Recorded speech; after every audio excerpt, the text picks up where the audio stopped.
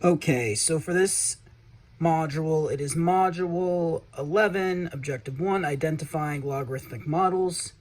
For this module, we'll be going over how to identify a logarithmic model, and the first way to identify a logarithmic model is to ensure that you look at the slope of how the logarithmic line is going. And what that means is that a logarithmic model is always going to start quickly and plateau out. As you can see on this assignment for 11.1, advanced modeling. And when you're looking at logarithmic, it's always going to grow very quickly or decay very quickly, as shown in this one. So if you have an equation like Carlos has taken an initial dose of a prescription medication orally. The medicine is absorbed rapidly by the large intestine and absorbed slowly as is digested otherwise. Would a logarithmic model be appropriate to describe the amount of medication, MT, MG, in his bloodstream after 2 hours? And the answer is going to be no. And we say that it's because it starts very quickly and it does slow down. And in this case, we're not seeing that.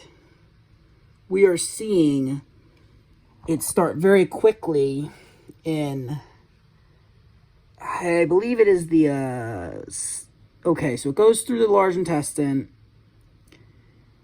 and is absorbed quickly. The reasoning behind this is that it's starting slow and going rapidly, and that's because the large intestine comes after. And really, this is kind of a trick question because normally you wouldn't be asked to learn the science of this, like just the digestive tract. So it might give people some trouble. It's that you're going to have to read these problems and ensure that you understand everything. Because if you read it the other way around, you would have thought it isn't logarithmic. It is logarithmic, my bad. And that would have given you some trouble. And then for the next one, we don't see a trick question here. We see them talking about salaries, how it's starting out slow, your growth, and then it continually grows after.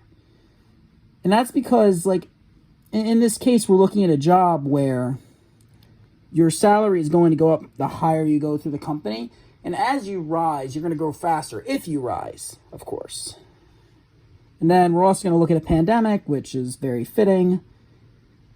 It obviously starts out quickly, and as you put into, place a lot of measures to prevent the virus, unless you're in Florida, in which case you don't, you kind of see how it plateaus here as you take, social distancing measures and stuff like that. In the case of influenza, of course, you're looking more at different measures, but the premise is the same. This is going to be logarithmic.